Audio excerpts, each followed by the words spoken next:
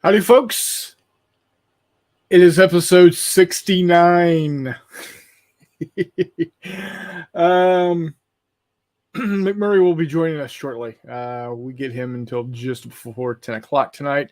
Then he's got to go to work.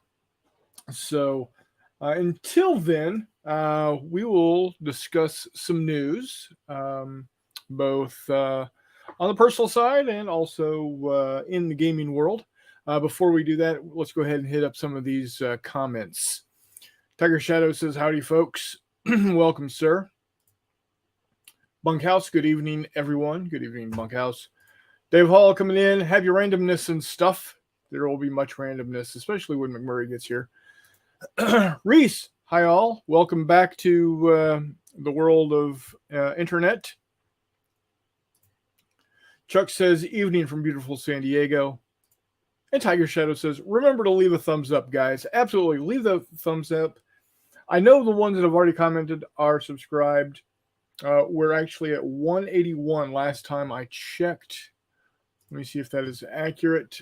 182 now. We're 182 now. We're getting there. 18 more to go. Just 18 more. So get your friends, get your relatives. Let them know, hey, we have a good time here. At least I hope you guys have a good time here. Y'all seem to. So what's the news? Well, let's get some personal news out of the way first, because I really won't dwell on it. But we will definitely be talking about the news in the gaming world a bit more. If you drop your dog food on the floor and have a cat, there's no such thing as a 5-second rule. Yes, exactly. The 5-second rule works unless you got a 3-second dog. I have a 3-second dog. So, yeah. Personal. So I recently went to the doctor for the first time in a very long time. Let's just say my stint of not going to the doctor has been a decade. So when I recently went, I kind of knew what was going to happen. I knew what I was going to be told. And it's not as bad as I had feared, but it could be a whole lot better. I still have diabetes. My A1C, for those that don't know what that is, that's the 3-month running average of your blood sugars.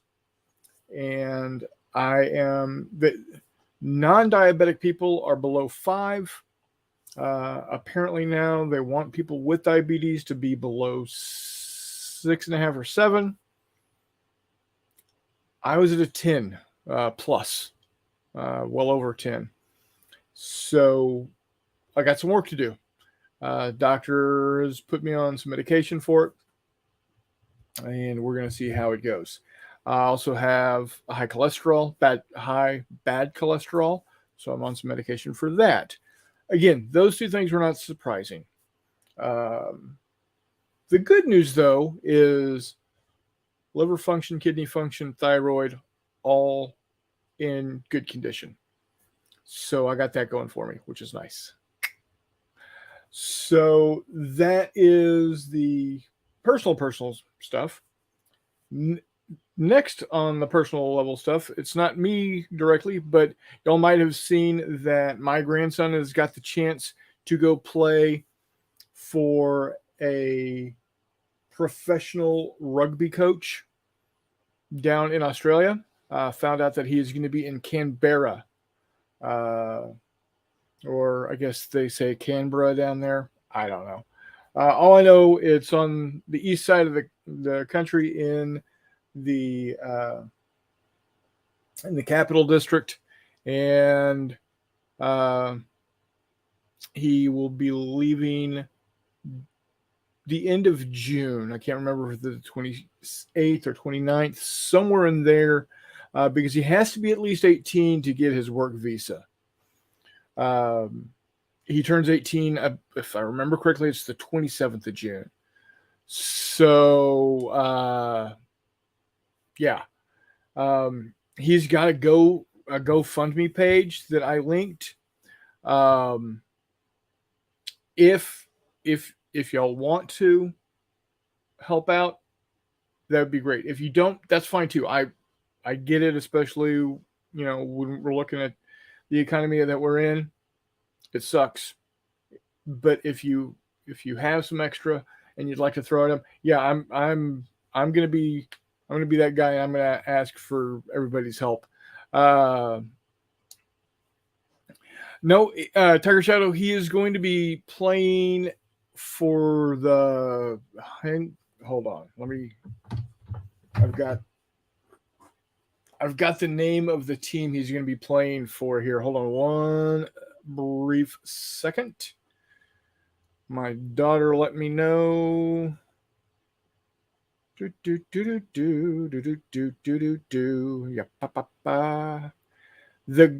Gungahlin Eagles. Gungalin Eagles. Which they're like, I guess they're associated with the Brumbies. I looked up they're a local they're a local team, but their head coach is, I guess, a really famous pro coach that retired or something. I don't know. All I know is that it's like coming to America and being coached by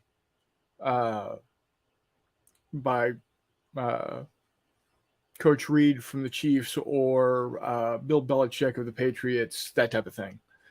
So, yeah, amazing opportunity for him.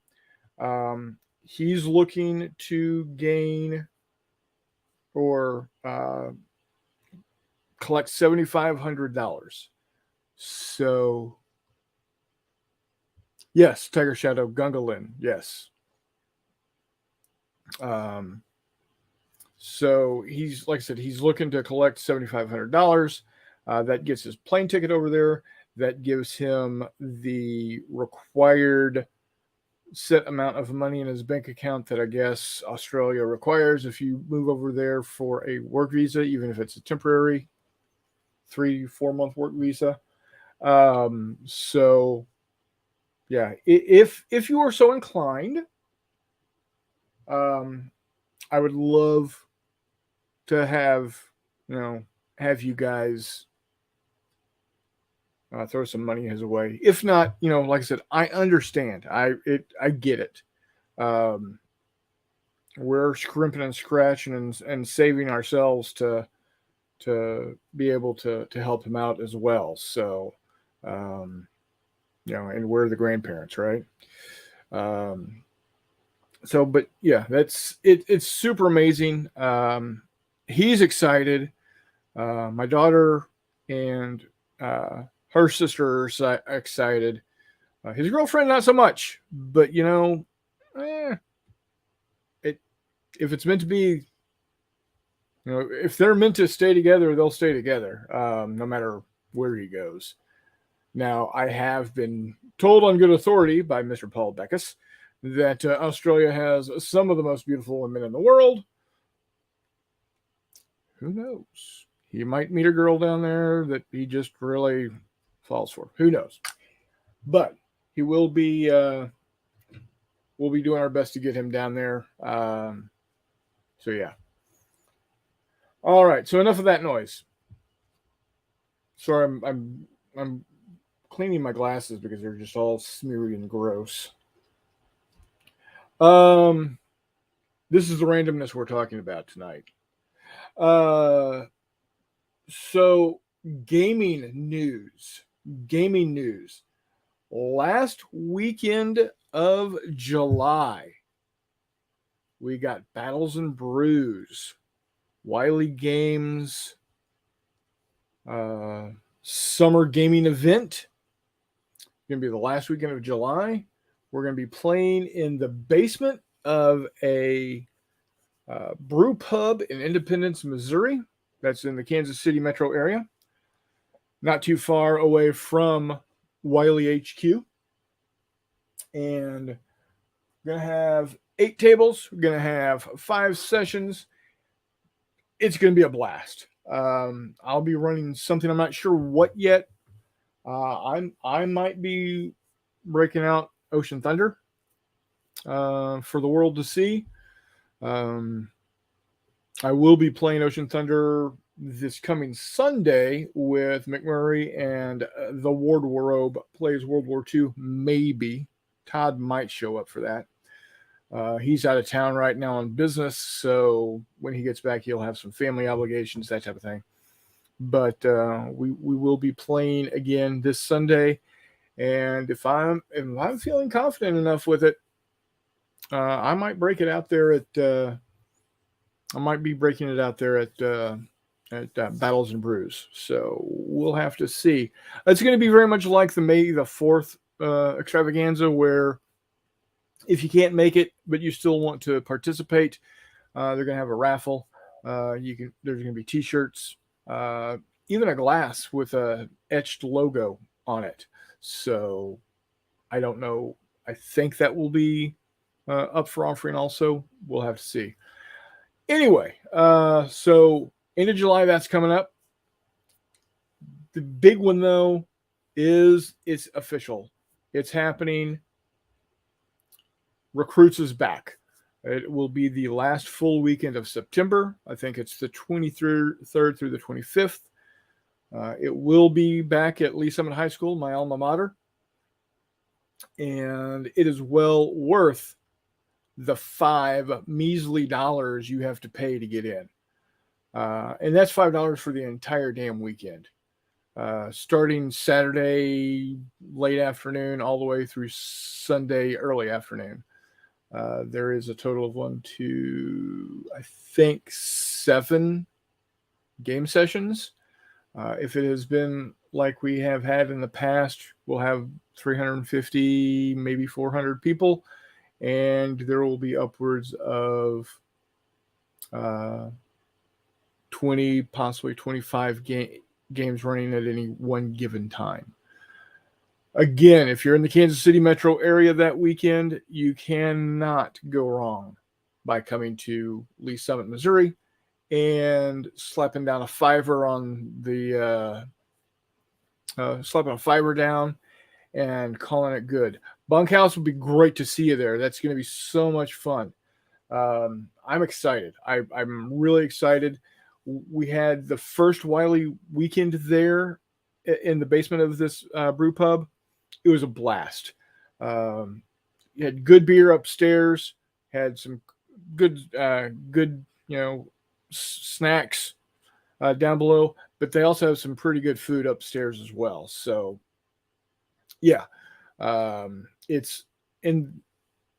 we're hoping to make this an annual event. Last part of July every year, just like we're looking to have a May the 4th event every year. We're going to look to have a July the 4th event every year. In October, we're looking to have Wiley Wargaming Weekend every year, and then late November up through mid-December, maybe even into January, a winter event called Snow Brawl. All of these we're hoping to be making into annual events that we use to raise money for March to Victory. And I know y'all have heard me ramble on ad infinitum about March to Victory, but man, was it a great convention. For a first year, it felt like it had been going for decades. It was well produced, well run, and I'm not saying it just because I was a part of it and helped get it going and helped it get along, but genuinely, everybody that showed up to actually partake in the event enjoyed the event. Now, there were some people that showed up just to see what was going on, but Yeah, and they had some things to say, but whatever. Reese says recruit GM signup says something about virtual methods. Know anything about that? Uh, that okay. So here's the deal with the recruits website.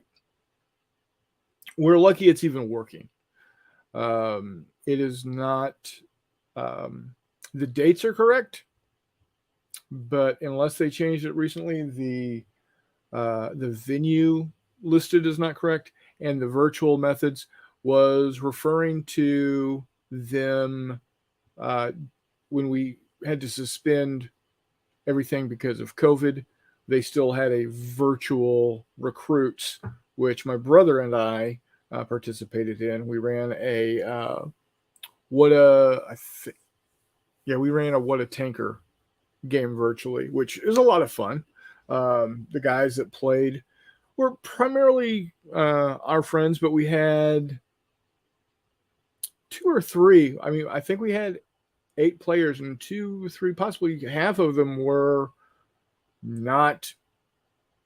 We had never met before, so um, from all over the Western Hemisphere, Northwestern Hemisphere, Canada, and I think we had a guy from Washington D.C. So as for virtual this year, I don't think we got anything. Absolutely, Reese. Yeah, definitely bring it up. And if you can swing March to Victory, we're looking for GMs, or not March to Victory, uh, Battles and Brews. If you can make it to Battles and Brews, also, we're looking for games for that also. Um, Jay Wiley is going to have a single table of Fistful of Lead, um, Battlesuit Alpha, and then the other 7 tables are going to be open for us to fill. So I'm going to probably have a game or two of Ocean Thunder. I'll probably have a game. I might have a game or two of um, the understood Reese. Might have a game or two of maybe by then I'll have Con Sonar ready to go. That'll be cool too. So yeah, it's gonna be a lot of fun. Um, so Battles and Brews in the end of July, recruits into September, October, Wiley Wargaming Weekend, and then going into the end of the year, first part of next year, Snowbrawl. All of it to gather money to help offset the cost of the uh, of the event venue. Um, the goal actually is to have all of the money for the fees for the event venue to be paid uh, or earned prior to the weekend itself. So any money that is then earned at March to Victory through registration and profiting from the the auction and then all the other stuff that they're selling uh, goes into the bank and is ready for next year. And there he is. How are you, sir? What's up, guys? How is everybody on episode 69? Yeah. Let me hear it. Fuck yeah. Outstanding. Been talked a little personal news, talked a little family news, and then we're talking what's up in the world of gaming. So, boom, you're up to speed. Yeah, America. I'm about to say, I jumped on the chat real quick, saw that Reese is here, Tiger Shadow's here, Yep. Bunkhouse John's on here, Chucky. Oh, Dave Hall's up here as well. All right. Got all the fun folks in here. So yeah, it's good stuff. No, I was just wrapping up with we got Battles and Brews coming up into July. Into September is Recruits. October is Wiley Weekend, Wargaming Weekend, and then end of this year, first of next year is Snow Brawl. All of it designed to collect that money for the venue expenditures prior to even showing up to March to Victory. Yeah, buddy. So, Tiger Shadow says, McMurray, yay! What up, buddy? I'm excited. Isn't J3 in there too somewhere? J3 is in July, the first weekend of July, the 4th of July weekend, in fact. Yeah, buddy, that's what's up. So this is actually going to be an extended J3. Oh, man, really? It is starting Thursday afternoon. What? As soon as people show up, and goes through Monday afternoon. Good because Lord. it's the 4th of July, and nobody's got to go back to work on the 4th. Well, you might, but yep, it's because of what you do and who you are. Dude, all I am on the 4th of July is a guy who hates his fucking job. Well, yeah, there but is anyway. that. I used to be that guy when I worked at AT&T. Oh yeah.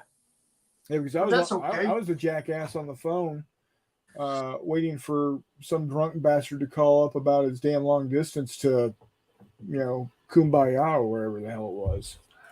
Yeah. I got. So what's on your paint table right now? What are you putting together? Well, I have not been doing any painting per se.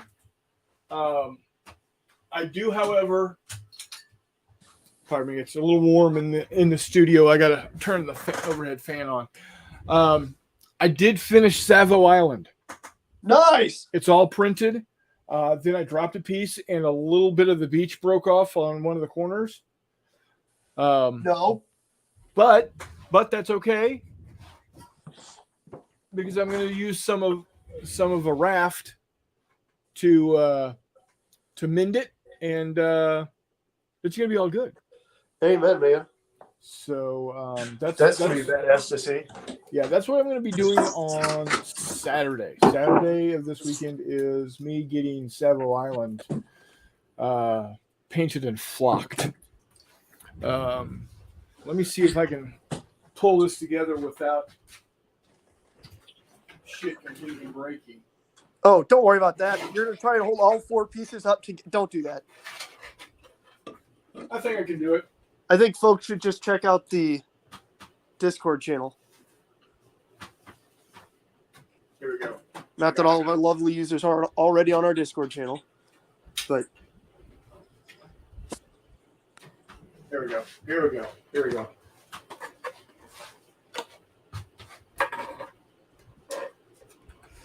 Everybody ready to see a grown man cry?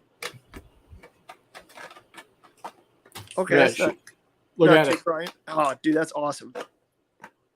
Yeah. That's awesome. So I'm going to be painting it green, obviously. It's going to get painted green, and then I'm going to be flocking the fuck out of it. It's going to look awesome. Is there footage of me baseball batting my printer? No. I did not go. I did not go office space on it. I wanted to, but I figured out what was going on. What was happening is the build plate was shifting on top of the heat plate. So I just added a couple extra binder clips and called it good. Hey, if it works, it works. Yep. So I went out a couple of weeks ago when I thought I was a lot closer to being done than I was. And I got some flock. Oh, nice. And I got some medium green sponge foliage and some light green sponge foliage and a different light green sponge foliage of a finer set. And then I got some coarse beach sand. And I got some, might as well be flour. Look at that. Yeah, that's what you need. Yeah. And then picked up some fall foliage. Nice. Not necessarily for Savo Island, but for me to make up my own ready mix. Nice. So don't get me wrong, I love throwing 8.25 at Spakowski, but when you're doing something that big, you might as well just. If I can make my own, Dunzo McFunzo, right? Yeah, exactly. I mean, if I'm going to use more than a bag or two, I'll usually do that as well. Yeah. But especially when you're just using one bag, it's kind of one of those like, I could pay $8, great. And if I paid $30, I could have a gallon jug full of this crap. But I don't. Right. I mean, and then of course, I was given quite a bit of it for free. Accurate. So here's Patchy Plains, and somewhere I've got a crap ton of Mediterranean. I love the Mediterranean. That Mediterranean stuff is absolutely amazing. So, but the other thing I've actually been working on is getting the ship sheets going for this weekend, making sure that they're all up to date with my new numbers and the new everything that you saw on last game we played. I'm bringing all the sheets up to that standard. Well, outstanding. And then figuring out, so I found a file where I was starting to work on. I was starting to work on the aircraft rules, and what I had come up with was, where'd you go? Where are you? No, where'd you go? Not there. Not there. No, aircraft counters. So I started working with thinking about aircraft and how I was going to work with them. I created this file on May 4th, 2013. So 9 years ago is when I first put this file together, and it's got it looks like a hex encounter. Let me see if I can share it with you guys. Let you see what it looks like. There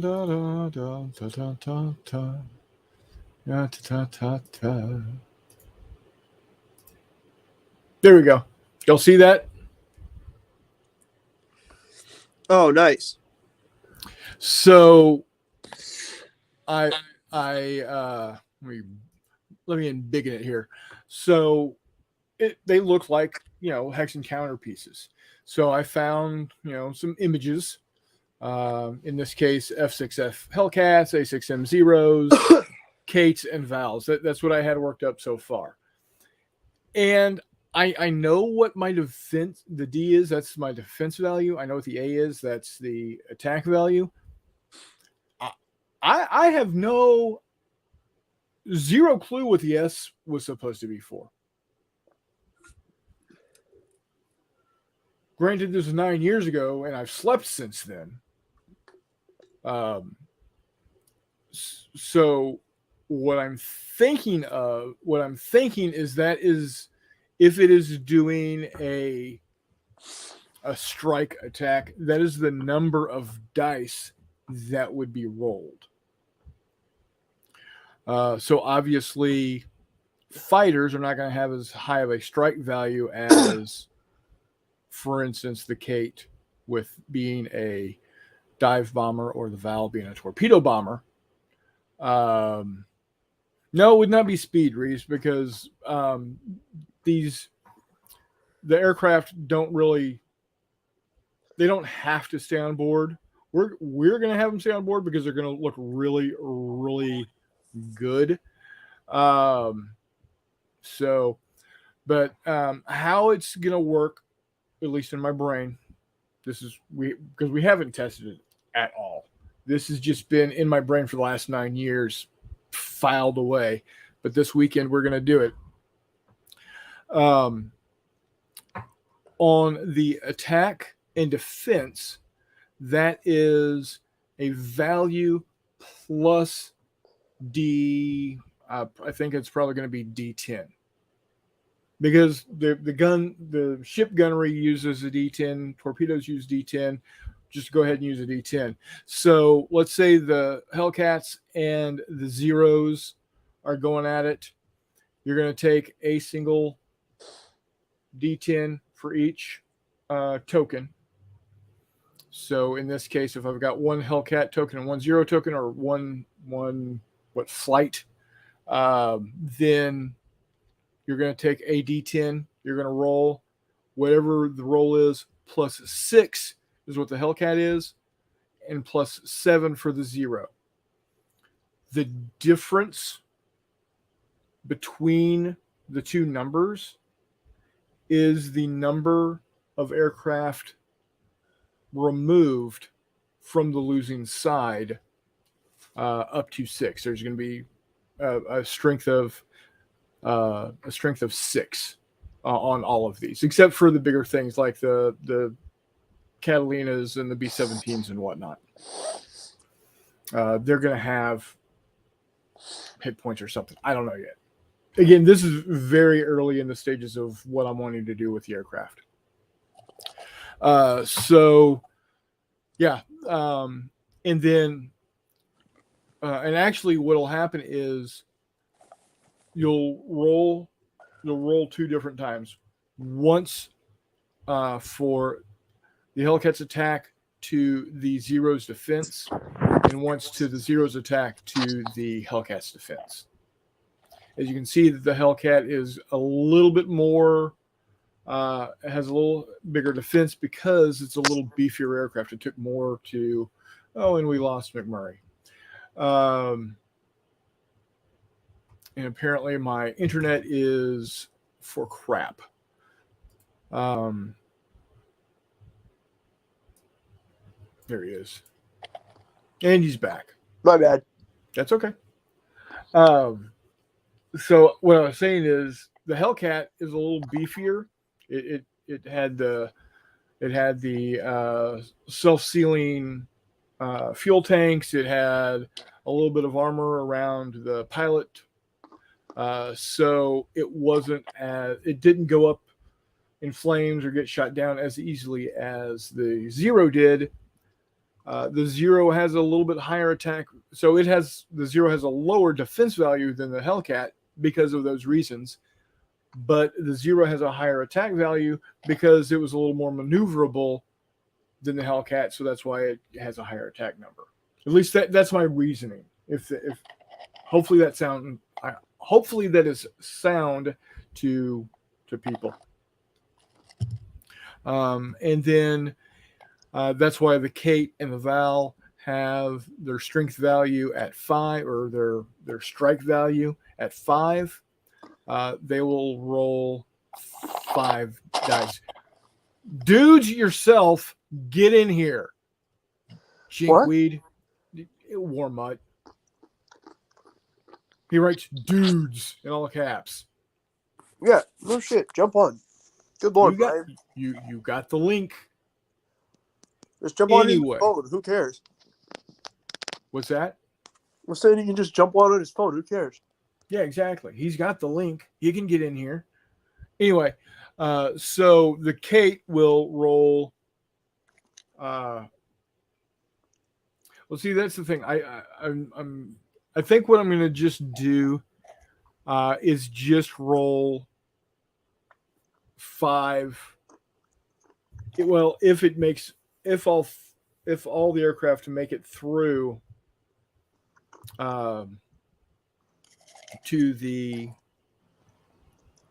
through the anti-aircraft of the ship that it's attacking, then it will roll 5 times on the to hit chart, like we had discussed. What the D20 and the D6. Yeah. And if it's the torpedo bomber, it'll just roll a D20 going in. There we go. Welcome, sir. Welcome. Pardon me while I use this safety utility knife to scratch my back. Oh, or should I go he? Anyway. So yeah, that's what we're going to be working with this weekend, McMurray. Yeah, buddy. So Todd might show up with us. I saw that. I hope he does. So these aircraft printed just fine. I have no idea how to base them though. I guess. So what you probably want to do is get some paper clips and some washers. And I'm thinking I might just use clear bases, to be honest with you, because it's just like the issue is touching them is going to break them. Like handling them in game, they're going to break. All right. Oh, so you're just getting a clear base and popping it directly on the clear base? Yeah. It's probably going to be best. Which is going to look fine for torpedo planes because that's how they fly. Right. But I know that I've seen like T-shaped pins before.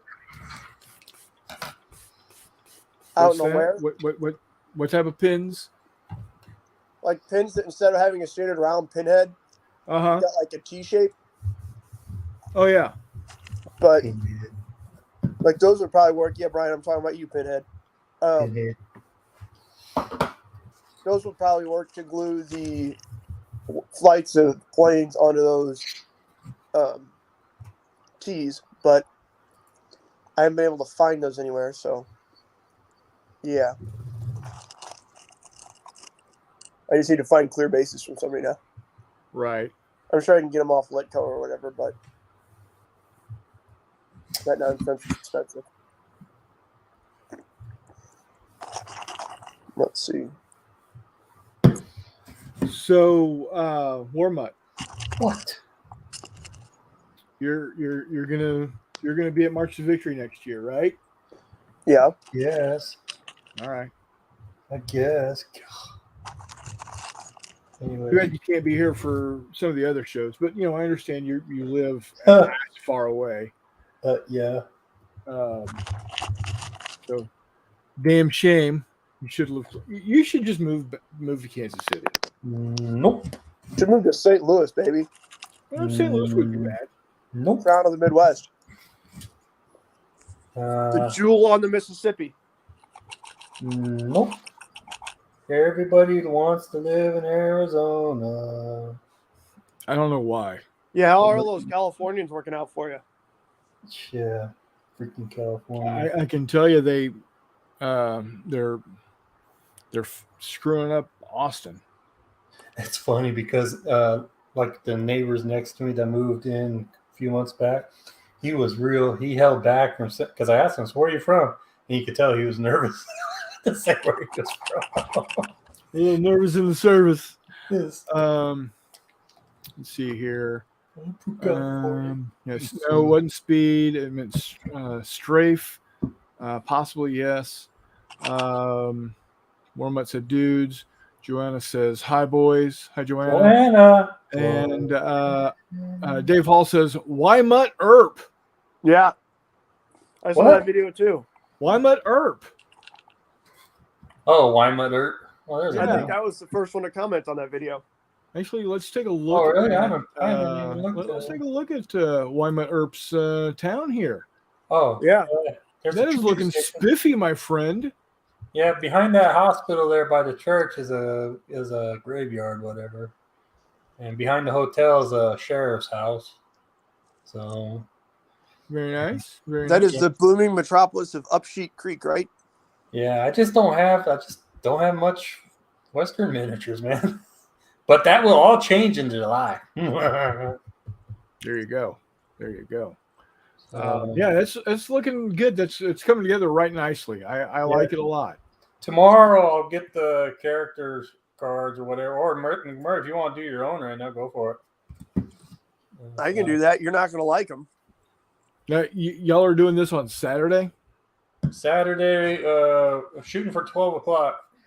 Okay. So I'm High going to bust a noon. butt tomorrow with jobs. And Wow. it'll be a fast game, though. I mean, because I think there's only going to be 2 apiece for players. Because Greg and Keegan are going to join in on this one. Cool. And I warned Greg and Keegan how McMurray just likes to shoot everything. What? So, yeah, because That's McMurray what- shoots everything. That's how it works. Yeah. Doesn't matter what the objective is. Just freaking Hey, all objectives are obtainable when your opponent is dead. Yeah, it's true. So we'll see how it goes, man. It sounds like Brian's just angry from all those times he died playing Fistful of Lead over on the War Room. Yeah, well, or getting bit by a friggin' raccoon jumping out of the box. Yeah, that happened to me too. I thought about Or- doing it because you see, there's some crates out there, man. Or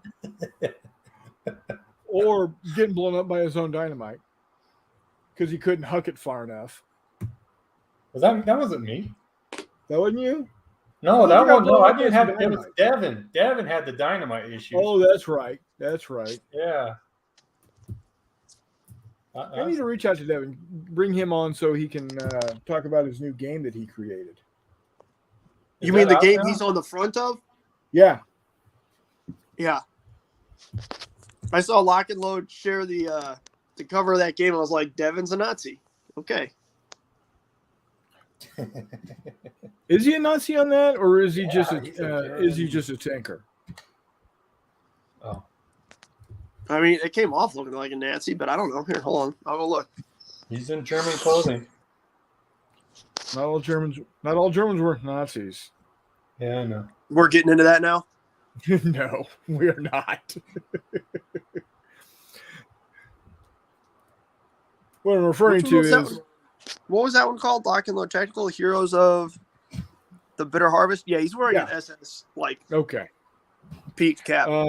Reese says I once Panzer Fausted the building I was in. Crushing experience. Nice.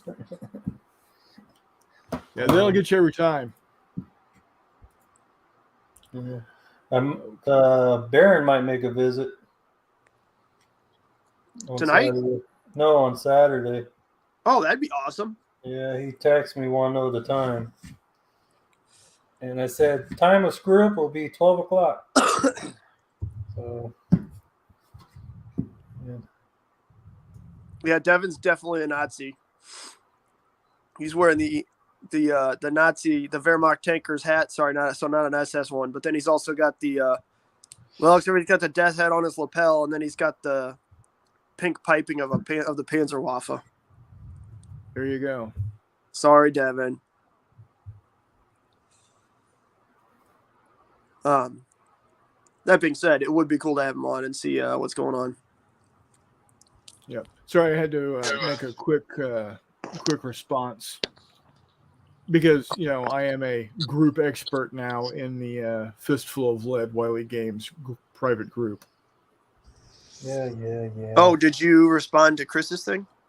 No, Jamie Mott popped in with a "we're at," Oh, yeah. referring to recruits.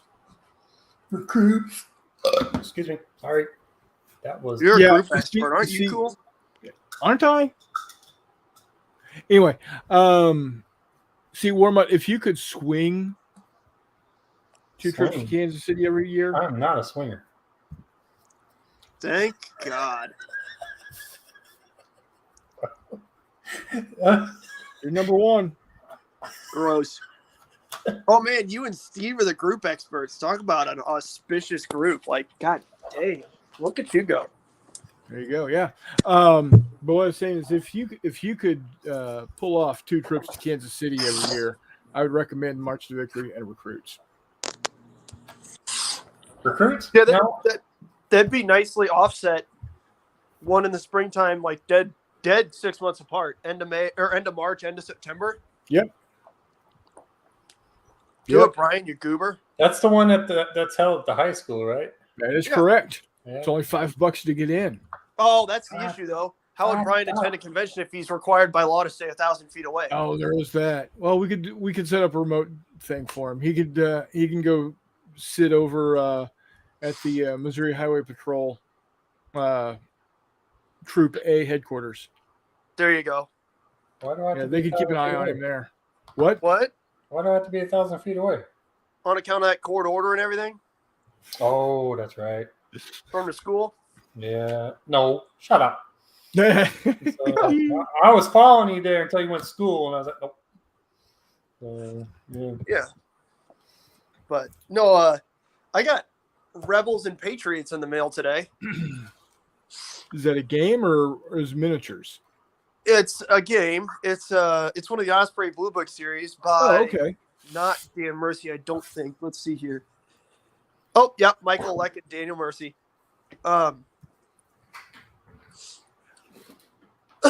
Supposedly it's a thing for like company level fights in the Americas from about the French and Indian War all the way through the Civil War. Oh, cool. Tiger Shadow wants to know, is Brian glad he stopped by? Stop by. Of course he's glad he stopped by. I rarely get on here, because it's usually around my dinner time. Yeah, he's normally strapping on the feed bag about now. Yeah. What was dinner tonight, Brian? Tacos? Chicken? No, it was orange chicken. Called it. Yep. Yeah, from Great Claw. Hello, this is Great Claw. I had a tuna sandwich. I wanted another tuna sandwich, but Donna ate all the tuna. So I had a peanut butter and jelly sandwich. So that's what I had for dinner. Last night we had Italian beef. That was good. You had Italian beef? Is that where you like both put on gold chains and started just like, sweeping under your chin at each other? No, that'd be a New Jersey beef. Fuck out of here. Yeah. No, that we did not have a New Jersey beef.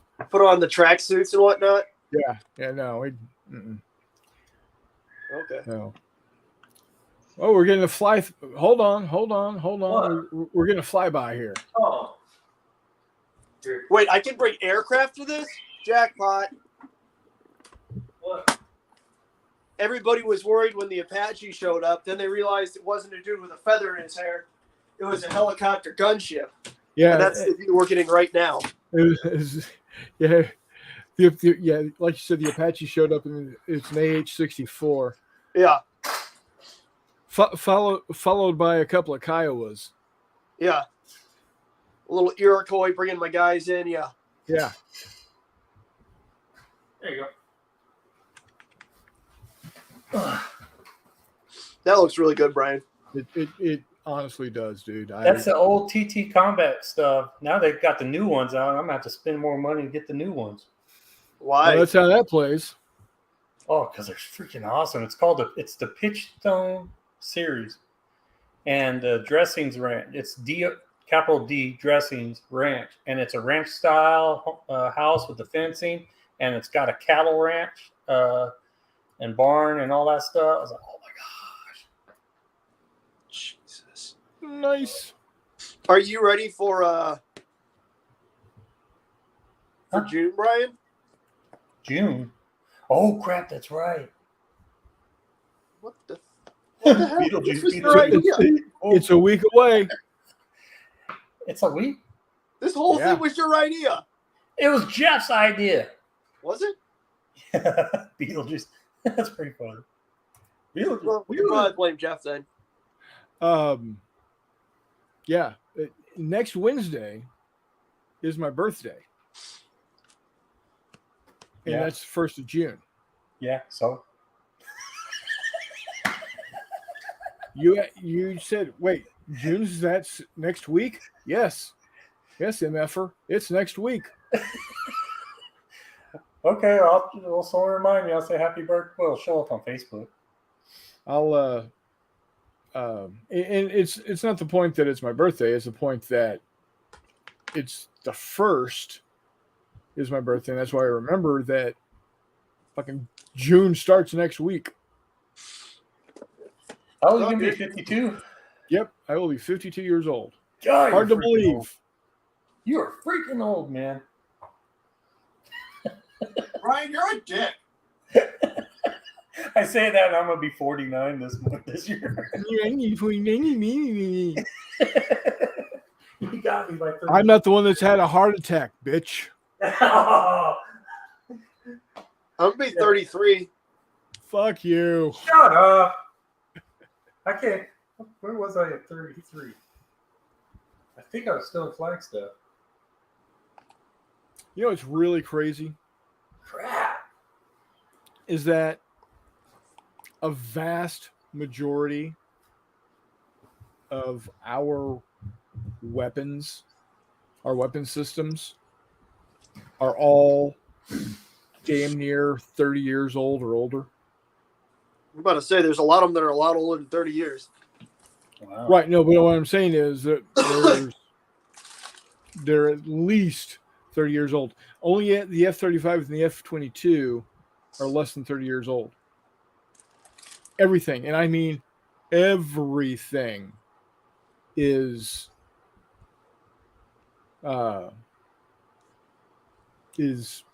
older than 30 years. The M1 Abrams. Yeah, Shit, the M1 Abrams is damn near 40 years old. I'm about to say the M1's a lot, like pretty darn close. I mean, Yeah. I guess you could say like an MRAP isn't 30, Yeah, at least by point of adoption. right.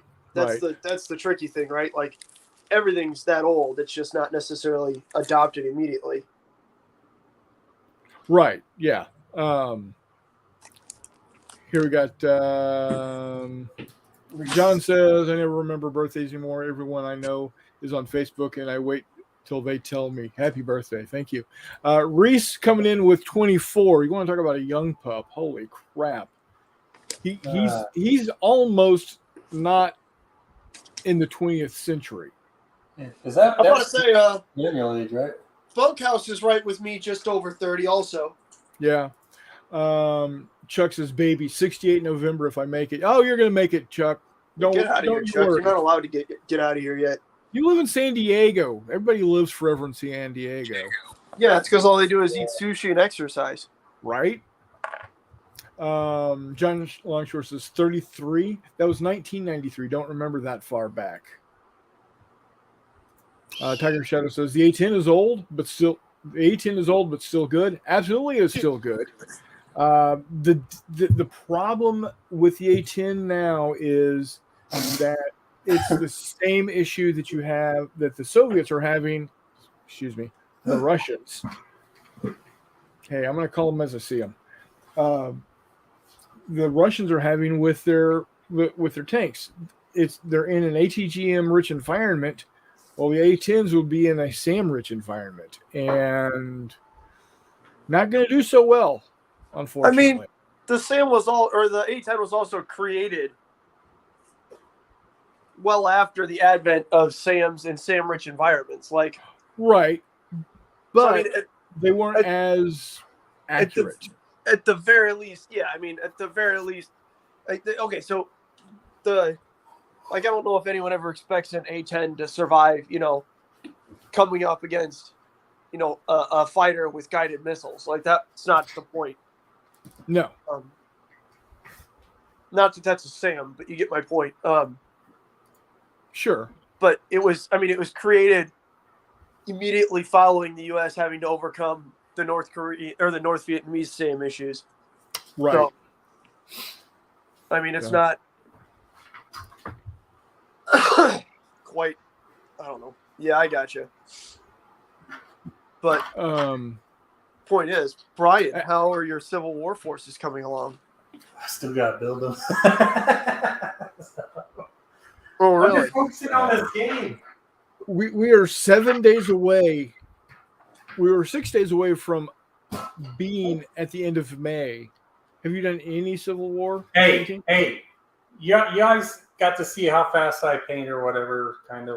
You know, I'll hold my own here. I think you're going to do great, buddy. Fast. Hey, you gotta have more ECW than me, right? Because What? all I got is that set, and that's only 177. Well, that's the thing, right? I very intentionally have kept myself out of 28 millimeter ACW on account of I hate the shit. Oh, 15s are smaller, baby. Well, yeah, that's what I've got. Is I've got a bunch of 15s for Fire and Fury, right? Which is what I kind of lost it. Then, like, well, shit, Fire and Fury is a bit of a pain, and it's really hard to get people to play. Also, you have to have a crap ton. Yes, quite literally an ungodly number of figures. It's insane. well, then buy the Epic, man. Remember that time you never talked again? I remember that time. It was super cool and I loved it. But so anyways, before we're so rudely interrupted by Brian just spouting off absolute garbage. He's bringing us the whatnot tonight.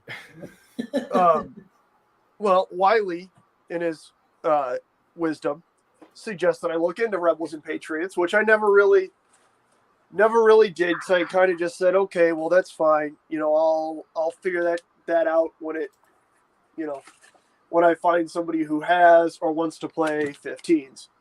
Well, now I want to play 15s. So I have, like I said, Rebels and Patriots came in yesterday. I've dug out most of my old stuff that I had for. What the hell's all this?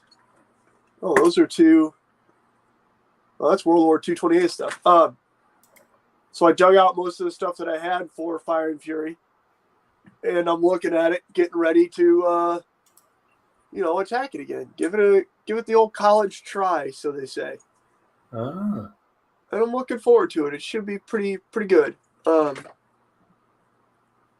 of a sudden, I'm running into a lot of what I like to call weird shit. But this here's all you need for Civil War. I can't see it. Oh, horse and musket, yeah. Horse and musket and bigger battles. Bigger battle. I got you. I mean, but you know, it. If you want a little truer Civil War feel, you know, more pointed, then yeah, go with a Civil War branded game, not branded, but Civil War centric game. Yeah, I mean, I've got a bunch of 2 mil to paint up to play. Crap! What's the Little Wars TV? What's Greg Wagman's? Altar of Freedom. John Altar of Longshore Freedom. said so. Altar of Freedom, which I've got. I have that book as well. That's a good book. And so it should be good. It shouldn't be hard at all to like get this stuff figured out. That being said, I'm standing in the closet of wayward toys, also known as the closet of. I'll come back to you later. Hobby projects, which include more damn 28 millimeter Soviets than I know what to do with. There's a full rifle and SMG platoon for Chain of Command, and then a bunch of other random crap in here that I hate painting Soviets, man. I'm not doing that nonsense. I don't know why I got those. Other than they were super cheap on TMP. Yeah. Bunkhouse says, yeah, he'll be 33 in July. Still come to terms with 30. Yeah, it takes the best of us, Dougie. John says, oh, well, the ship structure can be the Titanic as long as it's got the latest missiles. Fair enough. Accurate. Just look at the LSDs. Research, this will let bigger battles would be fun with 15s. Yes, it would. Yes, it would. Oh, absolutely. And I mean, I'm going to have a blast. I'm still working on getting it figured out for 6s, Arab, Israeli, and Cold War. I mean, it's going to be a blast playing basically anything, to be honest with you. But it's going to be fun. I would die of alcohol poisoning. Oh, did somebody post that stupid thing where you take a shot for every unpainted bottle you have? Yeah, that's the dumbest shit I've ever heard. I can't afford that much alcohol. Just for the shit that's sitting on my table right now. Yeah, Not counting all the crap that's in my basement and slung across the shelves in this room. I don't think I could honestly afford that much E85 to drink that. Dude, Um, I've easily got 750 milliliter bottles of tequila worth of unpainted miniatures on my desk. yeah, exactly. Ooh. I think right now I'm holding on to Take a shot of every unpainted figure you have. several shots worth because I got Just boom right there. Within but in just one grab, there's 5 unpainted. What are these? What are these guys? 1812 American War knuckle duster, 28 millimeter. I don't know. They got Shakos Knuckle dusters. and backpacks. Those aren't cheap anymore, man. Oh, I got them for a fucking song. See, there's my 15s. See my little 15s? That's a lot of 15s, Joe. John says miniature collecting kind of like playing whack-a-mole with a Kmart blue light flashing in the background. Yeah, pretty much. Walk about games in the house. Hello. how you doing, Chris? Hello all. How's it going? Bunkhouse comes up with I have like 2.5 Reaper Bones Kickstarters that I haven't even touched yet. Not to mention armies worth of figures, unbuilt and unassembled. Man, it looks like it at some point in time Reaper put out a decent looking pirate ship in a Kickstarter, and I'm really sad that I didn't grab it. I didn't realize it was a thing. I'm not a huge fan of most of their figures, but Yeah. They're just big. John Longshore says, "What do you have to drink for 15 unpainted armies?" Yeah, I believe that would be 2 cases of Jack. again, I think we're back to just for economics' sake drinking straight E85. Yeah, just because otherwise you're going to or go to Sam's wholesale club, plop down the $8,900 and get the cask of Jack Daniels. Is that a butt of Jack Daniels? Yes. I have to admit, I tried the Cuervo strawberry sparkling. Oh my gosh. Did you just say you tried Jose Cuervo's strawberry sparkle? Oh my god. Jesus Christ on a crutch. Of course you have. Of course you have. It's good. It was the best girls' night Brian's had in a long time. Yeah, it is. Yeah, It had 8% in it. I was like, holy crap. So That's I don't. Was it pink? yes, it was. It was in a pink can, and it was like a sparkling tequila kind of thing, Cuervo thing going on. I was like, oh my gosh. those are the nights when Brian puts on. I have no words. Yeah, when Brian puts on his high-waisted jeans and his wig and goes out as Trish. Right. It was good. Reese says 40 boxes of sprues, and that's just the ones I haven't filed into the system. What Chris Link says, "Oh my God, strawberry sparkle!" And John says, 3 unicorn in every bottle. Yeah, no shit. Jesus, Brian. You get 4 because it's a 4-pack. Chris, do you remember that one time that we had some self-respect on this show? When I was flying solo for like the first 6 or 7 episodes. That too. You know what? I may just have that on the table here when we play. Do it. Make it happen, brother. Do it. Hey, you have fun the way you want to have fun. If that means you're drinking fucking titty sparkles or whatever. I drink. Hey, hold on now. I drink titty sprinkles. I don't know about strawberry, whatever. Not titty sprinkles, titty sparkles. There's a difference. I think I think I dated her sister. It was titty good. sparkles. Yeah. Watch. I should send you guys some. You guys would be like, oh my God. Bunkhouse says, I don't recall seeing self-respect on here. Yeah. Well, Bunkhouse has known me long enough to know better than that. Oh, fair enough, real sir. today. Fair enough. Okay, so Chupacabra. Oh my God. Gonna be Bloodsucker. hey, look, it's Mythic Americas. awesome. Except for it can't be Mythic Americas because that's actually pertinent to something outside of the immediate vicinity of the Yucatan Peninsula. Never mind. Chuck says, unicorn. I'd rather the worm from Mezcal bottle. Yeah, there you go. Get it, Chucky. Oh, You tell him. boy. You tell him, Chuck. Whatever. Chris Long's I'm not reading my afraid. copy of Cold War Commander. I'm assuming that is the new Volume 2 version, sir. Need to give us a review on that. Actually, I need to get a copy myself. I really should buy one of those. Oh well. So I So- love Perry miniatures. So the locals here are putting on a bolt action tournament, right? yeah, Which is kind of two of my least favorite things, but the guy putting it on is a good dude. So I think I'm gonna play. And play to just fuck with them.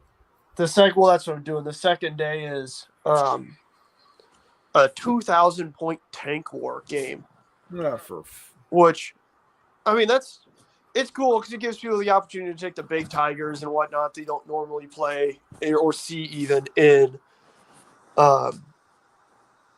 whatchamacallit, in bolt action. But on the flip side, you could do that, or you could take a gajillion tiny tanks.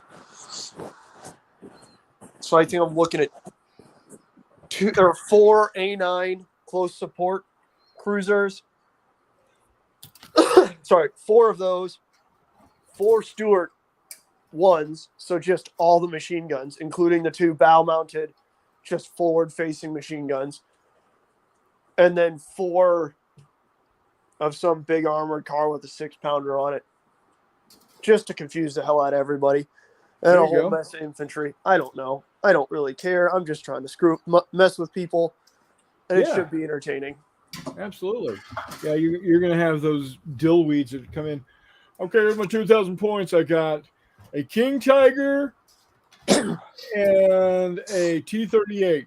Or That's whatever the hell. perfectly fine. Good for them. If that's the game they want to play, that's the game we can play. I'm fine with it. I'm not going to be remotely competitive. I'm just going to have fun. Oh, yeah. And again, the guy running it's a good dude named John Bancroft. Good guy, local guy. Certainly a lot better than some of the goofs they've had running stuff around St. Louis. So I'm not upset about it. I'm gonna go. I'm gonna have fun. It's gonna kind of suck because it's at this thing called DICON, which is pretty fucking weird if I'm being honest with you. But Yeah, isn't that the kind of a conglomeration gaming event where you got The what? RPGs and board games and miniature games, but they're all together, but they're all kind of run separately? yeah, so like a few years back, I went up there when I used to play a card game, and it was kind of weird. And I say a few years back, and by a few years back, I mean like legitimately 20 years ago, because I was in middle school at the time, and it was like I remember walking through the dealer's hall during one of the breaks and playing when I got my ass kicked, and just thinking, God, this is fucking weird, man. It was odd, to say the least, but whatever. Again, that's what people want to do to have fun. That's what people want to do to have fun. Whatever. Where is it? So Chris Long says, yes, volume 2. I bought the hard copy and a PDF. So what you're telling me is you had to pay more to get both, right? Remember that fiasco, McMurray? What fiasco? When yeah.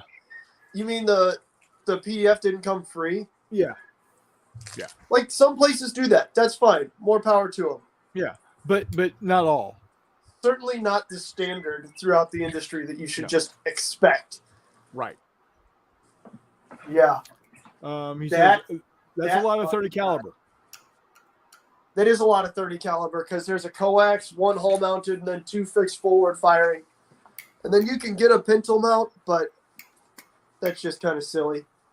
Because then at least in bolt action, you catch pins from everything because you count as open top, which makes sense. Sure. But it is a lot of 30 cal, and that's in addition to the light anti-tank gun in the turret.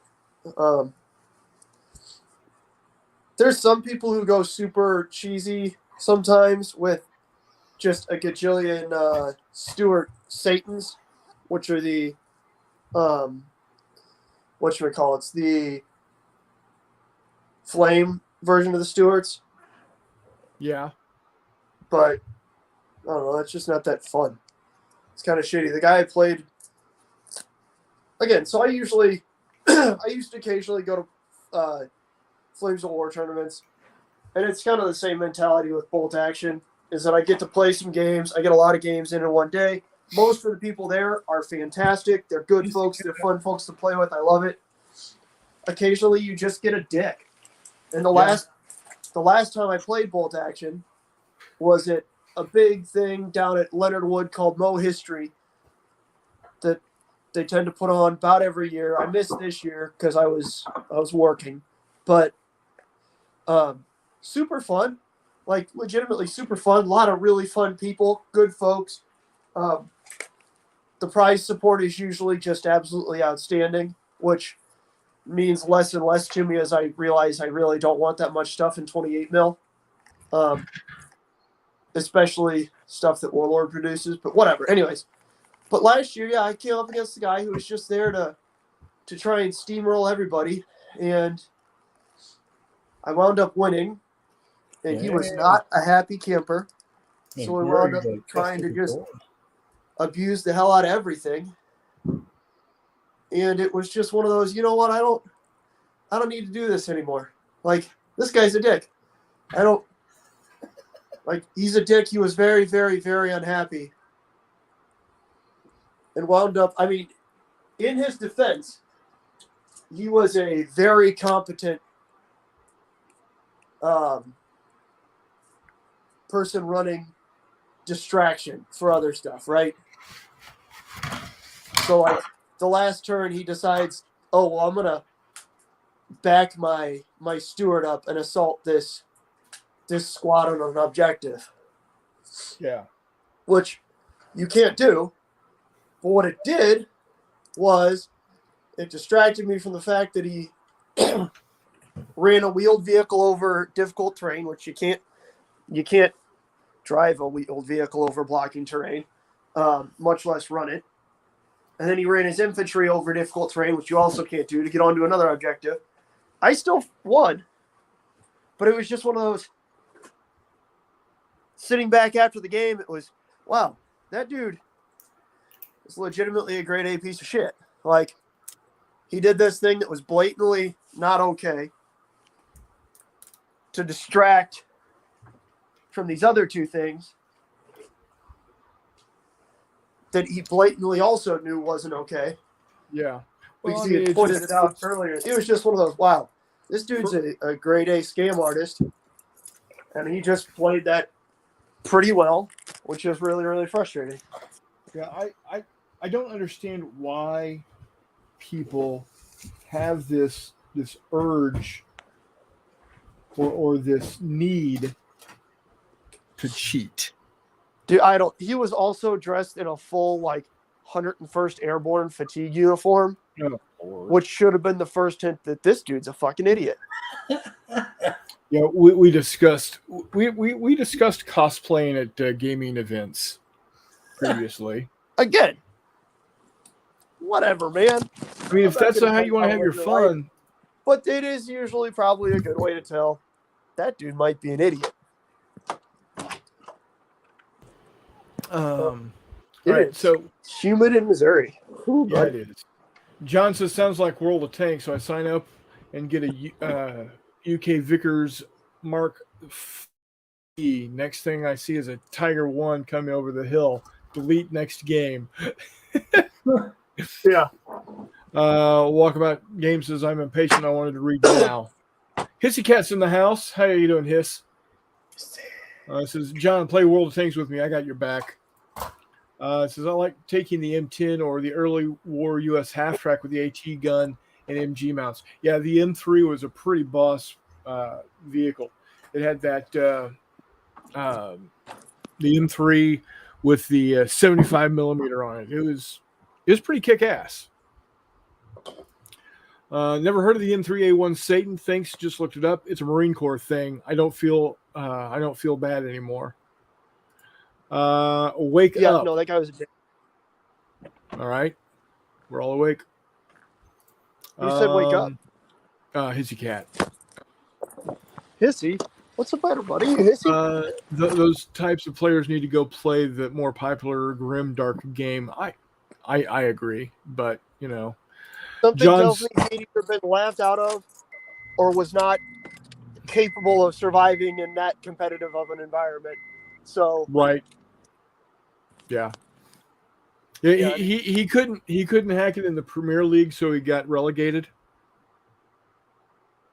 So, yes, I'm making UK soccer jokes. My wife can drive her Kia up over a berm and across a creek to get to Costco, so I beg to differ. Like There's one, McMurray. every time I go. No, I was not falling asleep, Hissy. I was actually looking at the light tank M3A1 Satan information, and also the fact that I need to clean my computer in the worst damn way. That half track was awesome in Africa when Patton took over and used them correctly. Yeah, absolutely. They were pretty. You know, you had to aim the entire damn vehicle at your target. They were great in ambush, though. Man, were they good in ambush. Oh, the 5-second yawn? Well, yeah, there's that, too. I did not sleep well last night. I woke up at about 3:30 and didn't get back to sleep until about 5. Woke up at 3:30. Hey, that's 1:30 for you, sucker. Yeah, I know. Yeah. But yeah, it's going to be fun gaming the next couple of months. I've got at least one gaming event every month, even if it's just McMurray and me playing Ocean Thunder. Oh yeah, because I am fully excited about it again. I don't know if it's because I've got McMurray here with me to play it, or it's because of the 1/6000th scale game ships that are getting me excited about it again. I don't know. But yeah, I'm fully invested. I'm fully invested back into it to the point where I do want to actually continue to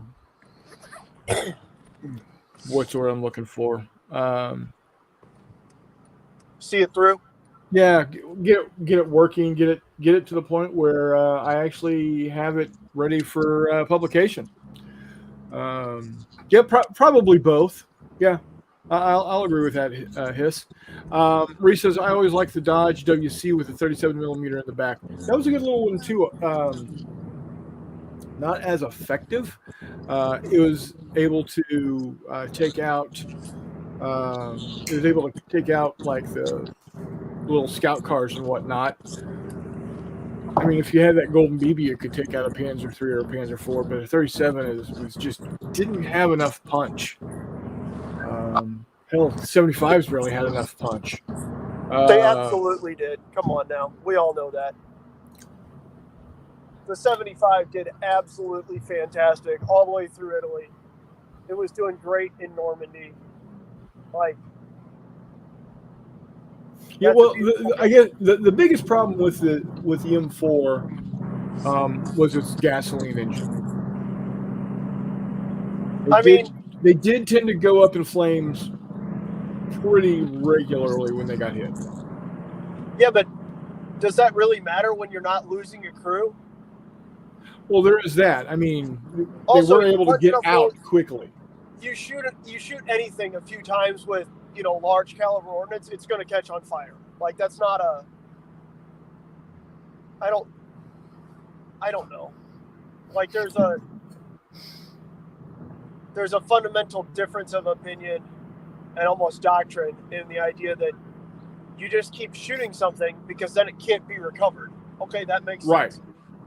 That being said, I think that number is 78% of shells fired by U.S. tanks and whatnot in World War II were HE. Right? Yeah. So, I mean, I'd say that I agree with you that, American tanks might have had real problems coming up against Tigers.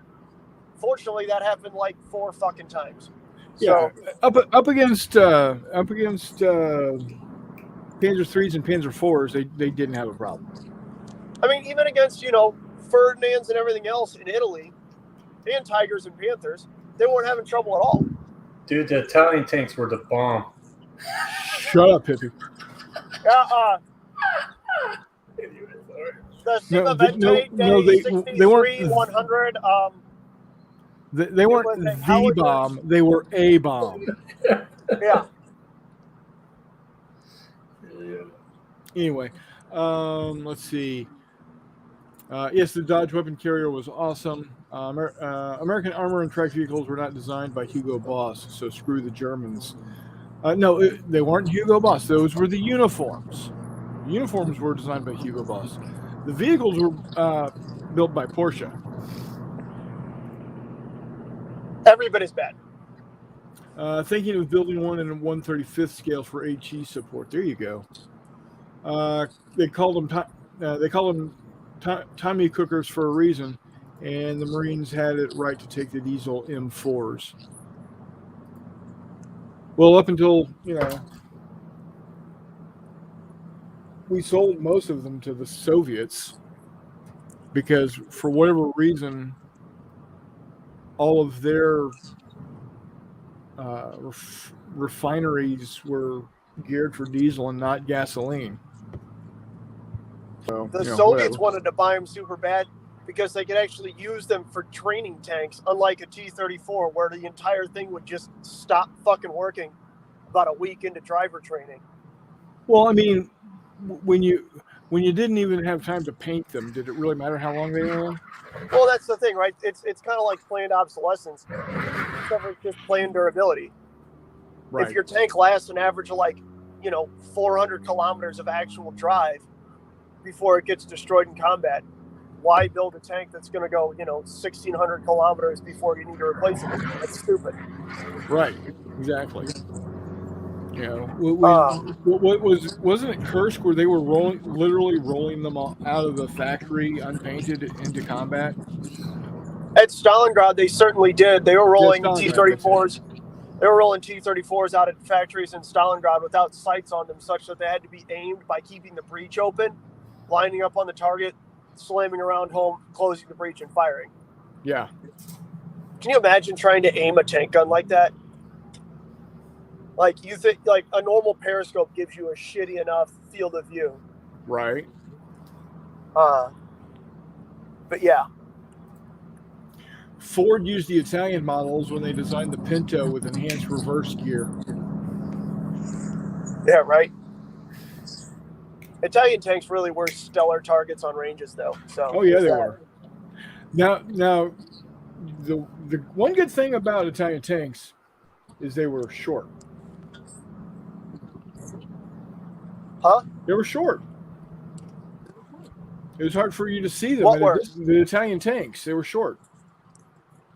They weren't very tall. Yeah. So, so they could hide and sneak away better. I don't know about sneak away better, but they could, I guess, hide better, I guess. I don't know. One of the other issues is their first bout at trying to run a medium tank, they put the gun in the hole and then realized, man, it'd be really cool, while we're cruising through Africa, if we could point that at stuff instead of just pointing a pair of machine guns at something. Yeah.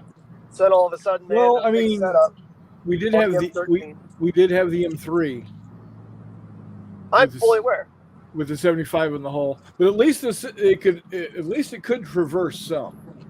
It could traverse, and there was still a 37 millimeter on the Yeah. turret, and that was more of a. Honestly, I blame the M3 more on and okay, we have this gun that we know works. We need a chassis that'll handle it. Screw it, we can slam it into this thing. That's fine. The Italians built the M11 ground up like that. Right. But yeah. Speaking of another tank that both the British and the Soviets were big fans of. Oh, the M3 through Lend-Lease, yeah. Oh yeah. Granted, the Soviets would never admit that they actually used Lend-Lease tanks in, combat to any great effect, but they did absolutely love them for training tanks. And the British were huge fans of the Sherman. They wanted as many M4s as they could get their hands on, regardless of spare parts or extras. Yeah, and they slapped that 17 pounder in there, and it was good to go. Again, I would argue in a world of tanks, it was good to go. In terms of actually hitting something or getting a second round off, I don't know. Yeah. Now, I've never played World of Tanks, so I have no idea. My point is, on paper, it looks outstanding. Right. It's not. Again, even when the 3-inch gun was around and the ammo was around, U.S. tankers still said, no, we're good. Yeah. Well, up until the time where when they brought out the 90 millimeters and the Pershings. Yeah, except for all like 20 of those that deployed Europe fought, twice? Once? Right. Twice? 3 times? Hey. Scared the shit out of the Germans when they showed up. I mean, I feel like anything scared the shit out of the Germans when they showed up at that point in time. But yeah. Well, to be fair. Oh, and because we are going to be wrapping up here pretty quick. I'm about to say, McMurray's got to beat feet, guys. I will talk to you all soon. Yep. Take care. Be safe out there tonight, buddy. Yep. Happy 69th episode. Brian, you're gorgeous. Look at that beauty. God, you're beautiful, McMurray. God, you are just... chef's kiss. Look at that guy. Look at that guy. Show us your muscles. There you go. All right, guys. All right, so take care, McMurray. Wrap it up. I think we're going to go ahead and finish it up early tonight anyway. Yeah, I got ice cream to eat, man. There you go. Last thing before I go, because Jay Wiley said, doesn't it always end up at Star Wars? We will cuss and discuss briefly. How excited are you for Friday? Friday? Yeah. The 27th. Oh my gosh.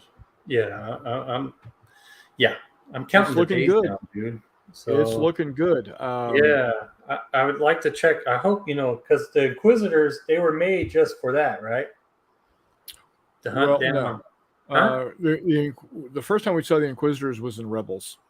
Oh, because I thought they were made to hunt down the jet, Obi-Wan or whatever. Well, I mean, they were designed to hunt down Force-sensitive individuals and the remaining Jedi.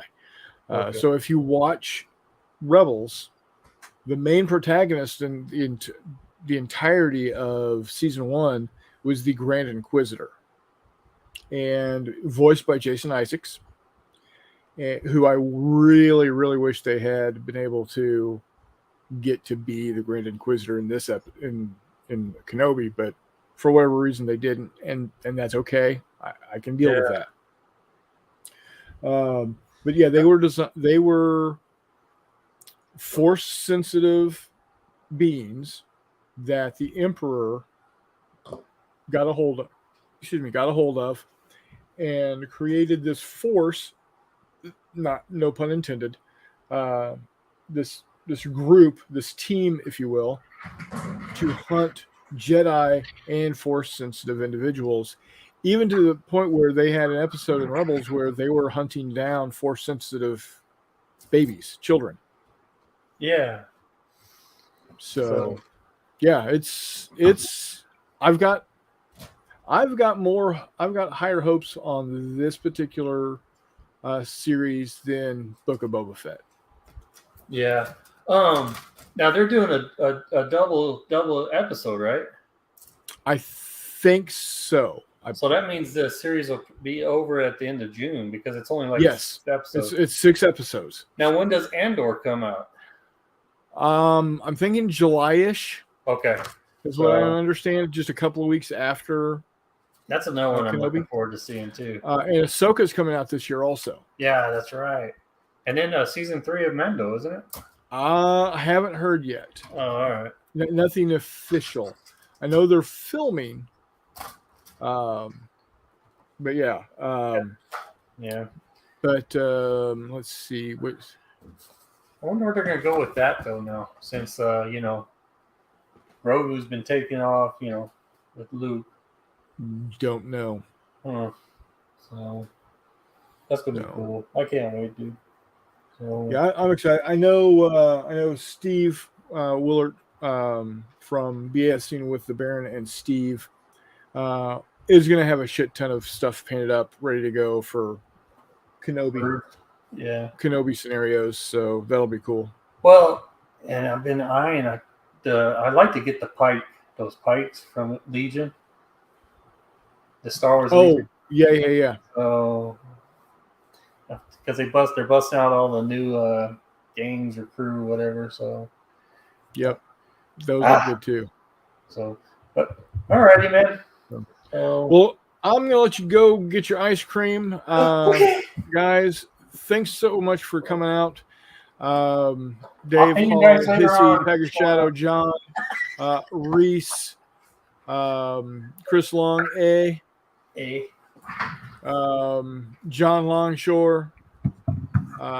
Thank you one and all. If I missed you, I apologize. Chuck, Bunkhouse, thanks again for showing up for episode 69. Next week, unless Donna's got something up her sleeve to surprise me for my birthday, we'll have an episode 70. I'll be 52. The show will be 70 episodes in, and we'll just keep on trucking. So until next time, guys, we'll see you on the flip side.